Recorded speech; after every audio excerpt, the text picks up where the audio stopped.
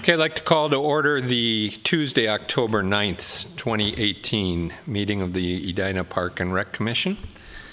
Janet, could we have a roll call, please? Sure. Commissioner Itis? Here. Commissioner McCauley? Here. Commissioner Good? Here. Commissioner Strother? Here. Commissioner Willett? Here. Commissioner Miller? Here. Commissioner Darlene? Here. Commissioner Osborne? Here. Commissioner Anderson? Here. All right, thank you. First order for us this evening is approval of our meeting agenda. Could I have a motion for our meeting agenda? So moved. Second. Been moved and seconded. Any questions, comments, changes on tonight's agenda? If not, all in favor say aye. Aye. Opposed? Okay, passed. We have our agenda for tonight. Now I need a motion for approval of our meeting minutes from our September 4th meeting. So moved. Second. Okay, moved and seconded. Any questions, comments, changes from our meeting minutes from the 4th? Hearing none, all in favor? Aye. Opposed? None? That passes. Community comment? I'm guessing not. We will move along then. Reports and recommendations. First up, Arden Park update. Ann?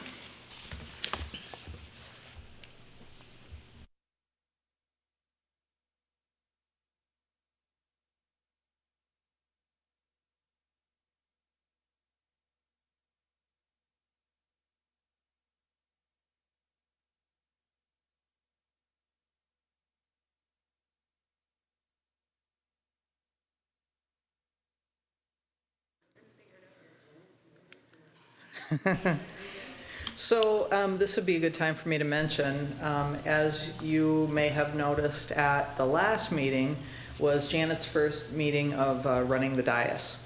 Our communications division has reshuffled how they are covering different meetings, and we will no longer have a communications department person at our staff meeting or at our commission meetings.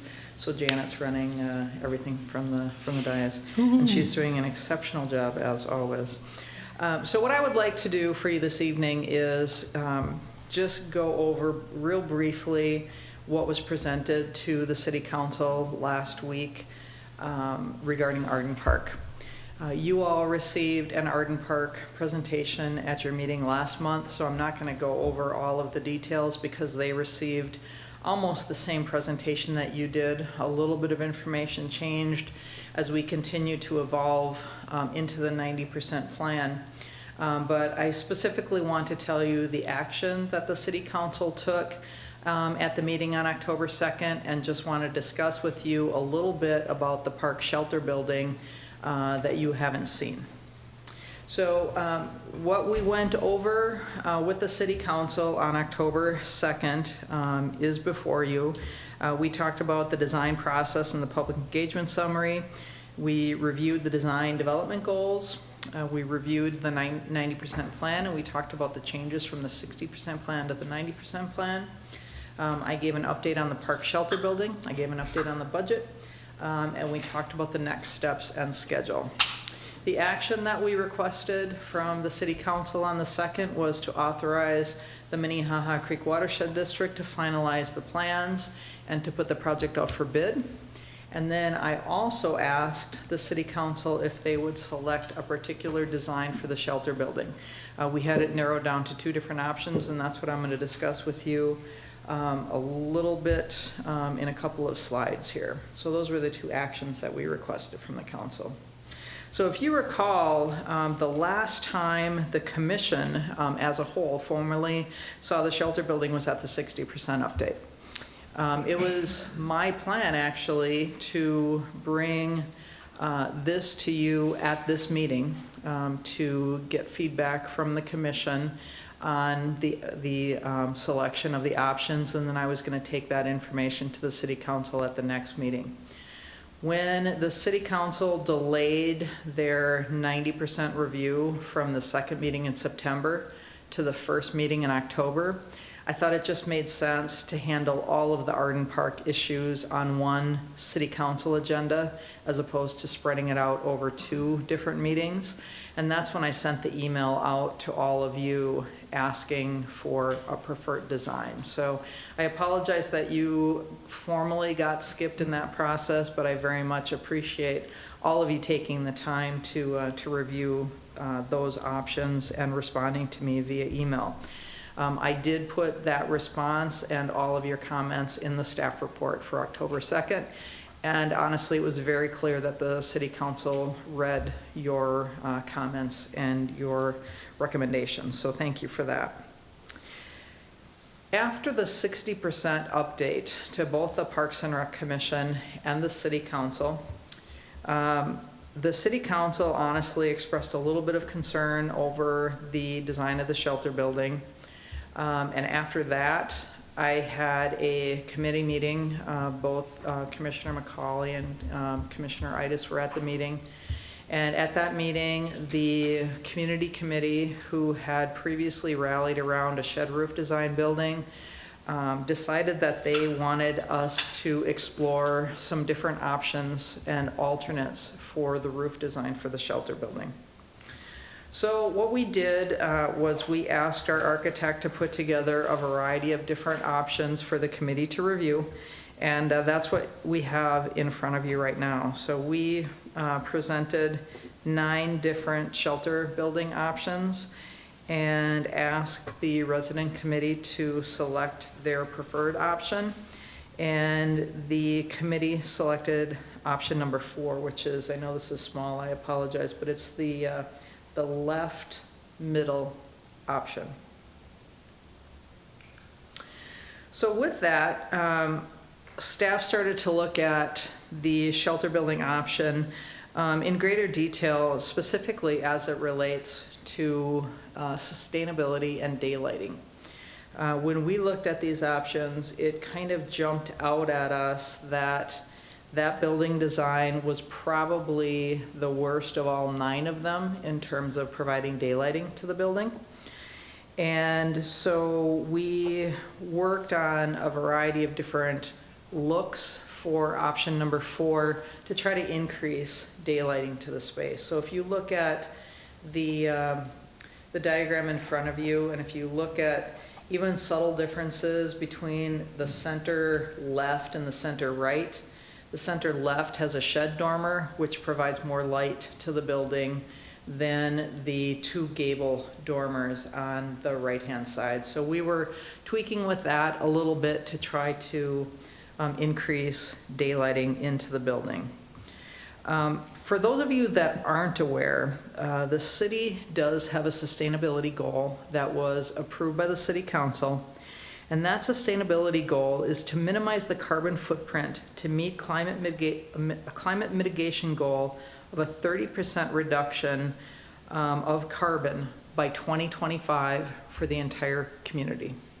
So that's the city's goal. And obviously as city staff, we want to try to be leaders. We want to try to set an example for the community, because it's not just the community that we're expecting to minimize the carbon footprint, but as city staff and city facilities, we expect to do the same.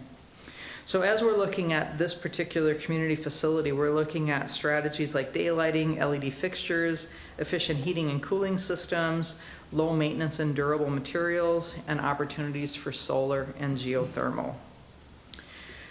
So with that, we decided to do a little bit further exploration on daylighting.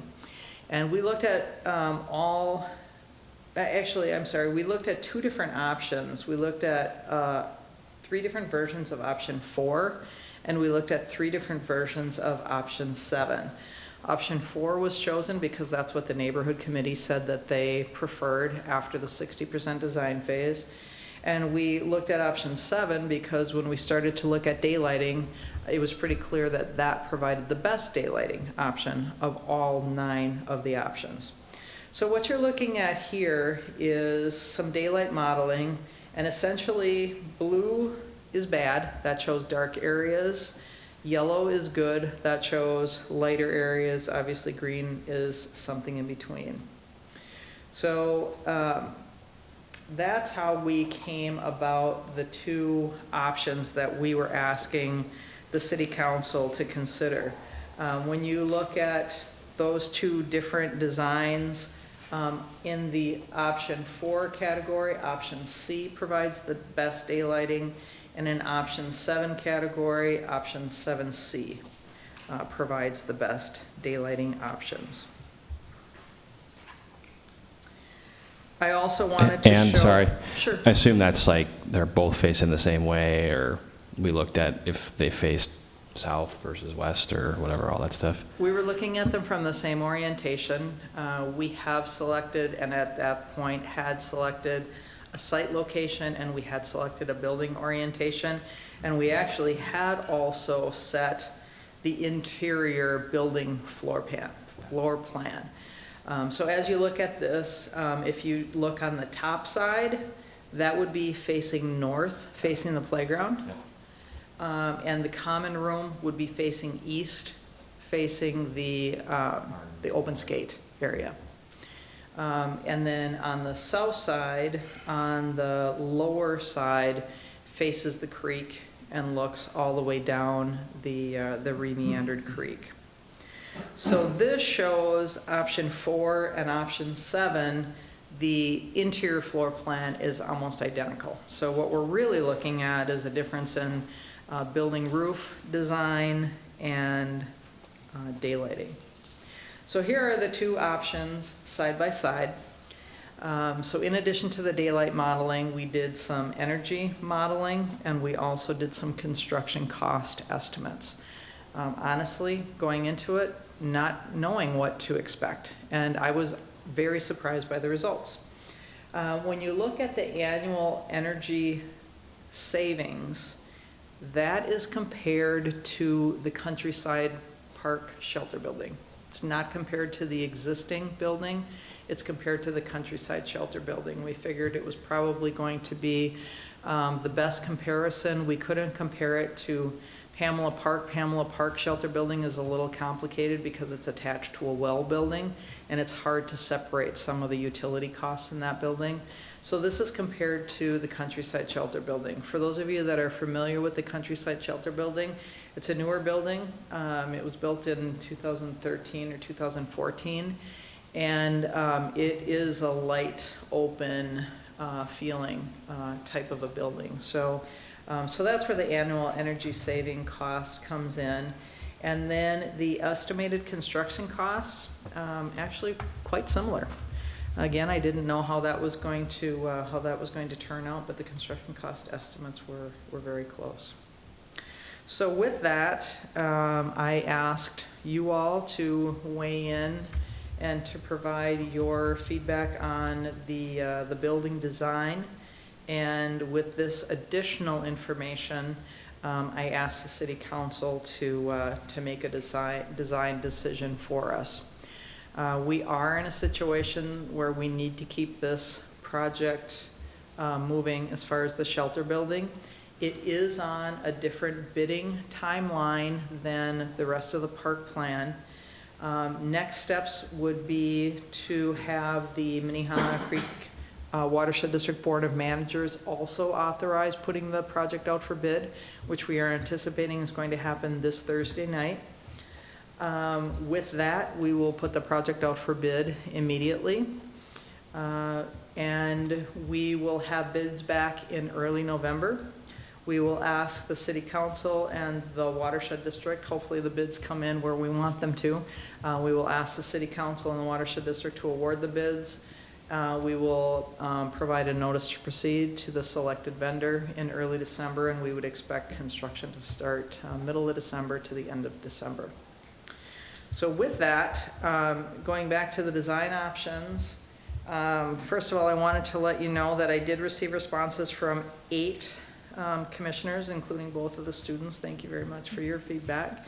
5 commissioners selected option 4C, and 3 commissioners selected option 7C. And I don't believe I had the construction cost estimates and the energy savings at the time that I sent that to you. You did, yes. I did, okay. Yeah, it was included. Sorry, it's all been a little bit of a whirlwind. I couldn't remember when I received that information. So with that, the city council voted unanimously to select design option 4C. And they also did authorize staff to work with the watershed district to put the project out for bid. So with that, I would be happy to answer any questions that you might have. Questions? I'm just curious, I saw December. What's the temporary for this winter for the shelter for skating and stuff like that? What was, I know that we had talked about the last time I was here, which was a while ago, but. We are planning to close Arden Park skating for the season. I think it is best, even for the hockey rink, to not be inviting people into a construction zone. Mm-hmm. So we are planning to shut down the entire park for skating this year, assuming that the bids come in and we continue to proceed. Another thing I didn't mention, talked about the timeline for the overall project bid. At this point, we are working to finalize the construction and bid documents for the shelter building. And depending upon the timeline and how things are looking with bidding climates, we'll either put that project out for bid the middle of December or the very first thing in January. My initial thought, we want to get it out as soon as we possibly can, but my initial thought is it's kind of wasted over the holiday season, and we might just want to wait until after the first of the year to put that, did I say out for bid? Yeah, to put it out for bid for the shelter. So that's the plan. Any other questions? I don't have a question so much as a comment. Since the city council meeting, I think it was last night's news, the UN has issued a report on climate change and how the world has looked at a 1.8 points of degree change and how catastrophic that would be if we don't drop that to a 0.9. And we have a sustainability goal for the city for 2025, as you stated earlier, and the reasons why. And I think as we go forward, a lot of the questions around this building were around design. Did it fit the neighborhood? What did some neighbors want versus some others? And I would urge the community at large to really pay attention to sustainability goals as we go forward, because we have to do things at the ground level in the community in order to alleviate climate change and how it's impacting our lives. And we picked a building that doesn't do that. Whether it can be modifications made or not, we don't know yet. But I really urge people to really take a look for the sake of their children and their grandchildren. Is what's more important to you? Does a building fit the neighborhood, or are we meeting our sustainability goals as a city as set by the city council? I don't feel that we did that here. I hope that we can alleviate some of that. But as we look forward to replacing some of these other buildings, we really need to take that into consideration. Is there enough daylight? Are we efficiently heating and cooling this? And I just urge us all to really take a close look at that as we go forward. Thanks, Eileen. Building off of that, I would say I like the fact at least we added the daylight modeling into this, which I don't think we were thinking of doing originally. So that was a nice addition, which, to build off of Eileen's comment, should become a standard process for us as we're going through that. To build off of what Matt asked about is I hadn't considered whether we thought about reorienting the building on the site that it's on. Would that have any drastic changes on the daylight modeling from where we've got it situated from an east-west, north-south perspective? Would an expert tell us, boy, if you switched it 45 degrees this direction, you'd actually improve, whichever option it had been? So I hadn't thought about that until Matt was just asking about the orientation, but maybe that would be something else we could, as we got through final planning, we could take a look at asking. Because again, that would go back to Eileen's point to say, oh, but we really want it facing this direction. But if we moved it 45, 30 degrees and had a significant increase in daylighting, would that be worth it? Any other questions, comments for Ann? Okay, thanks, Ann. Appreciate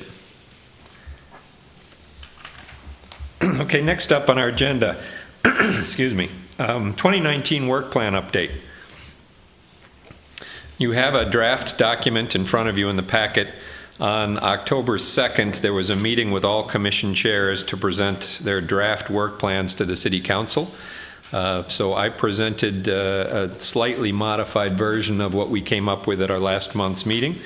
And so I just want to take some time, although understanding this is still in draft form, so we do need to wait for it to be finalized through the City Council, looking at all the other commission plans.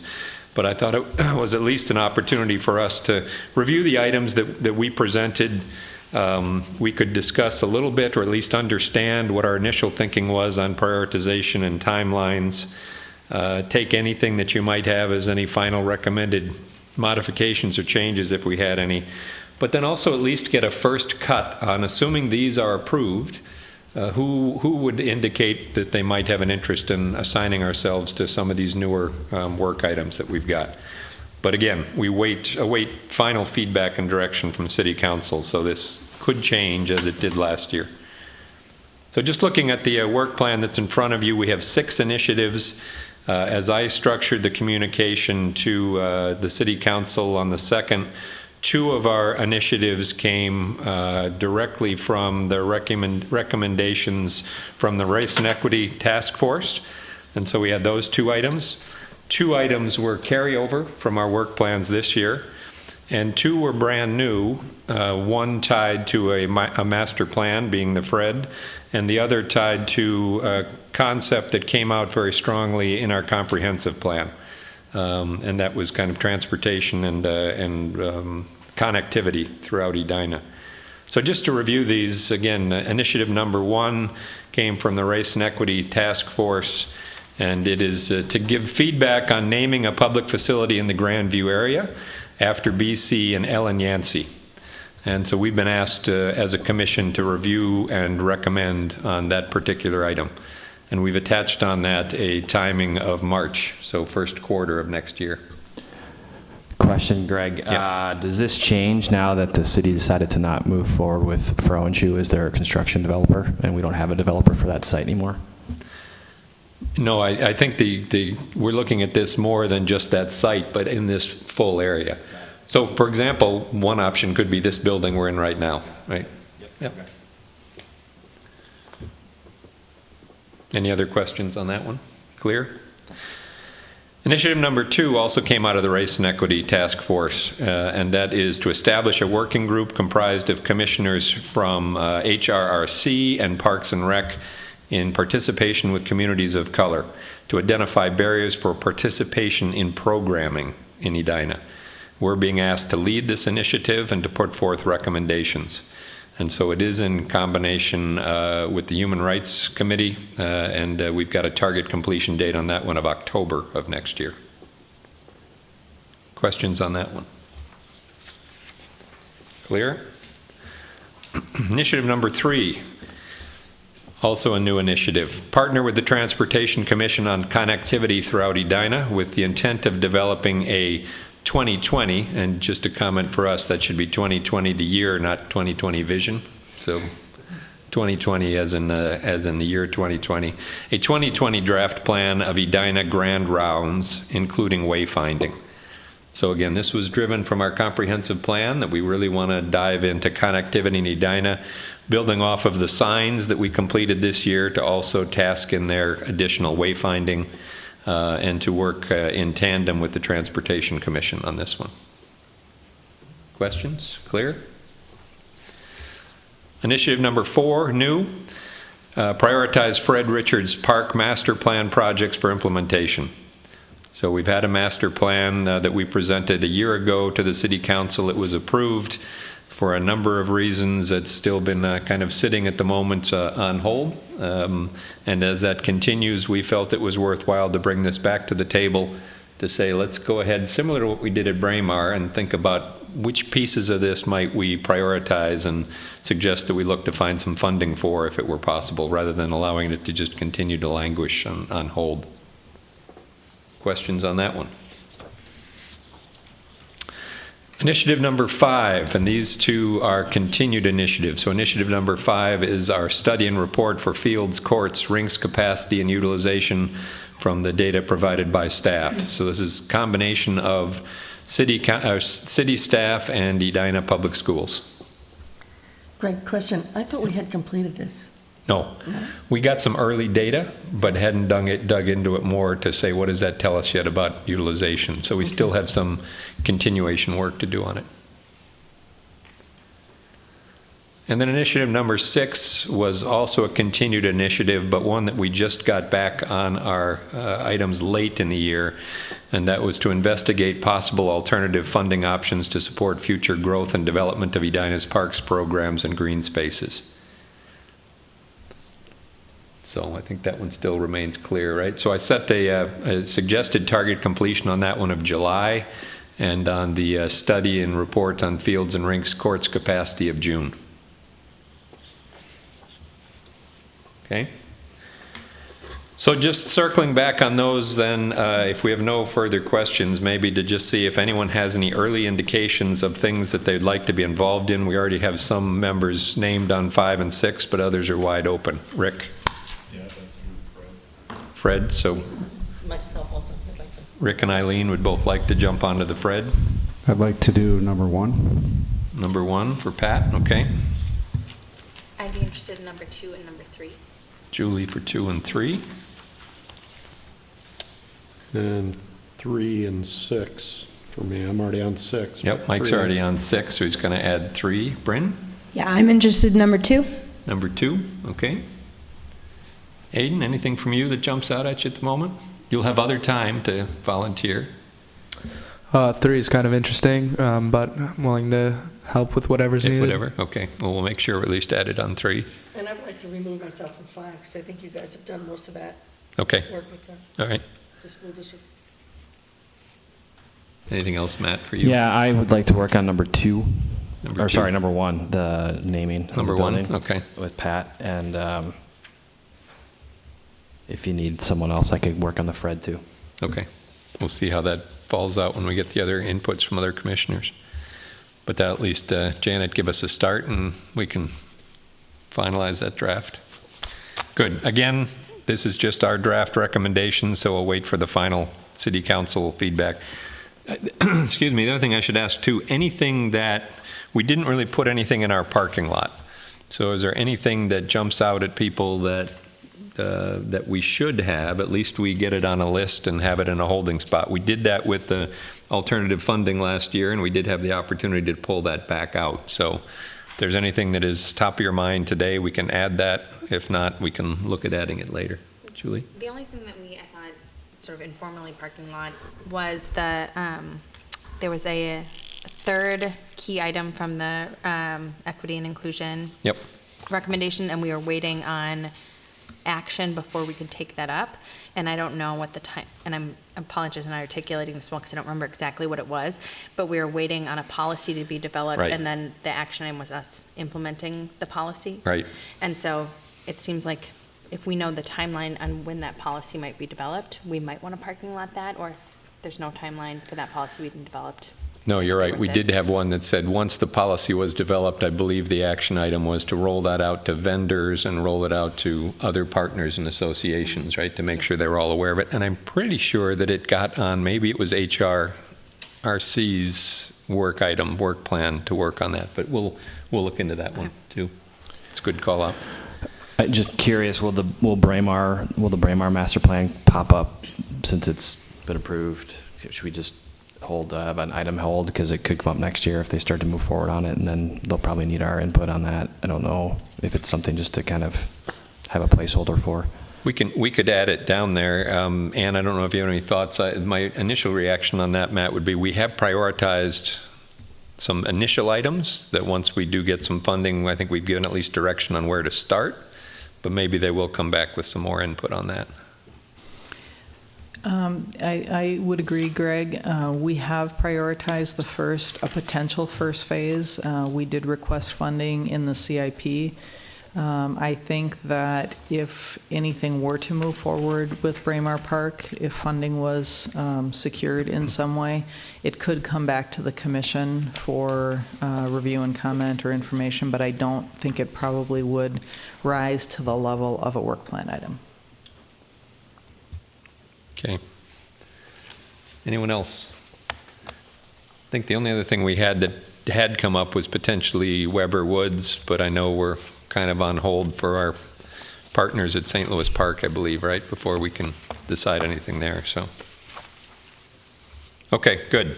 Thanks for your inputs and willingness to jump on some of those initiatives. It'll give us another good list of activity for next year. Next up, Open Streets Report. Julie, Brenda, and I were able to participate in the Edina Open Streets event, which I believe was Sunday the 23rd, if I remember correctly. It was the day the Vikings had the great performance against the Buffalo Bills, because I didn't miss any of it. So we were nicely standing out in the sun instead. Yeah. So I wanted to at least give some feedback on that, because it was one of the items we had around continuing to think about how we market ourselves and make ourselves available to get some community input whenever possible. So Julie, you have anything to share from your time standing out at the table?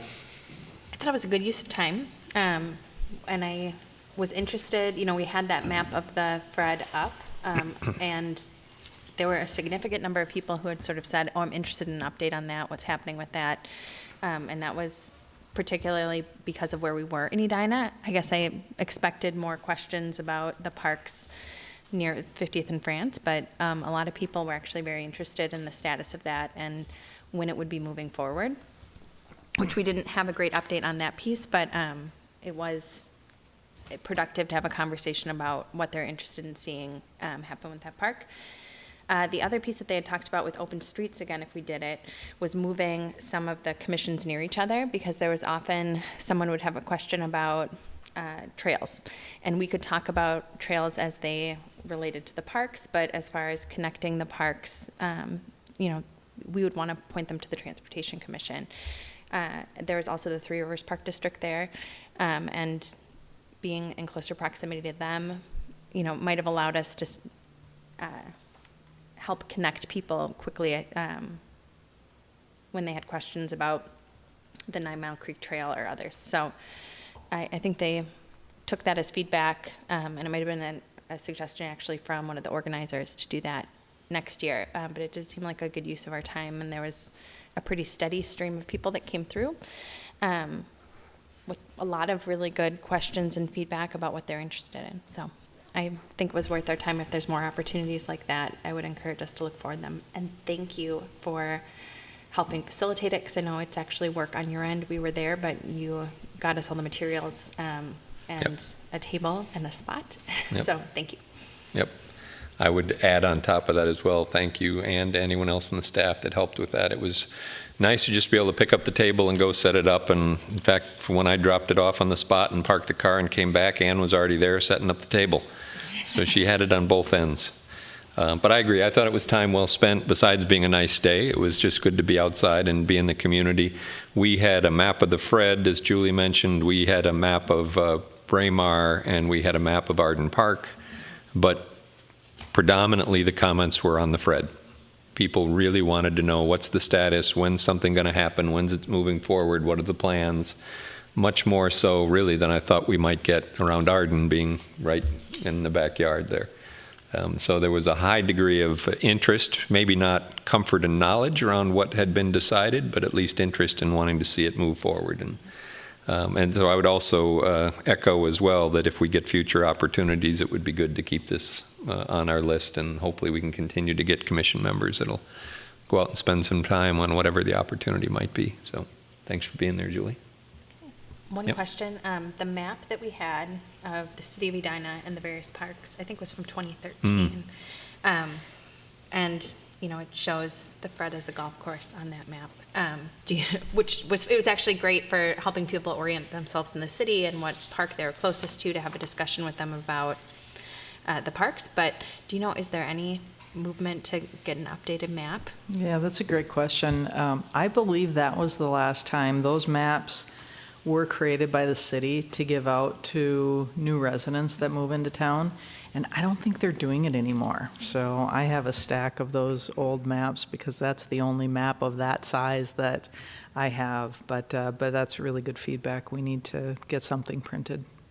And so I was thinking, even if we didn't have it as a handout, I know they're handing them out further down the street, but for us, if we're going to be going out, to have as a display a more updated map, even if we could just print one for that. the Yeah, park. that's very good feedback, thank you. That's a good point. I was surprised at how many people came up and said, can we take this map? Like, do you have one like this? The other thing that was very popular were the activity booklets. And we went through those very quickly. I think we ended up with only a couple left, and we're hoarding one of them just in case they all disappeared. Julie, your comments just reminded me, maybe the other miss we had that we could think about next time is something around the 311 app. And to be able to educate people that here's another way you can reach the city if you see something, if you have an interest. I didn't have anyone ask about it, but nor was I prepared to proactively kind of promote it either. So we might kind of make a mental note of having something on that in the future as well. It's a great idea.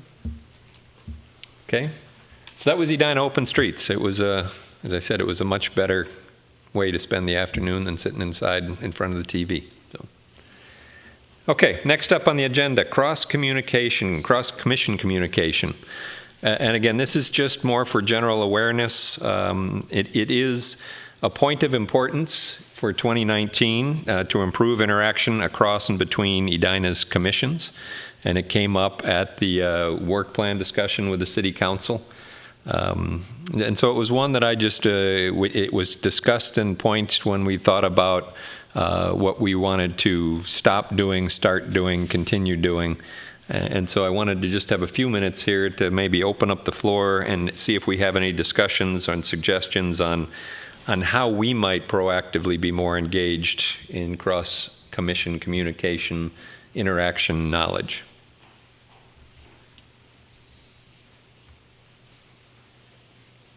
Any burning thoughts from anybody on what you've done in the past that worked, or what you'd like to do, commit to for next year, or even any particular commissions that you might highlight to say we should intentionally make sure we're closer to one particular commission? So our work plan has 2 items, well, 3 Yep. items actually, but that have us working with 2 different commissions. And I think that that would be helpful for opening up lines of communication. To the extent we're concerned about sustainability, there is a commission that's geared towards sustainability. Energy and correct? environment. Yeah. Yep. And we might want to then look for an opportunity to partner with them in the future.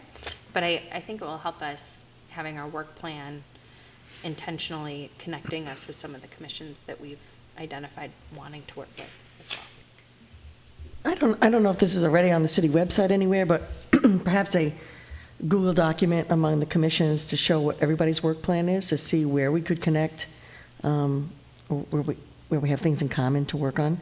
Because fundamentally, I don't know what we have in common with the other commissions right now to work on, so that might be helpful.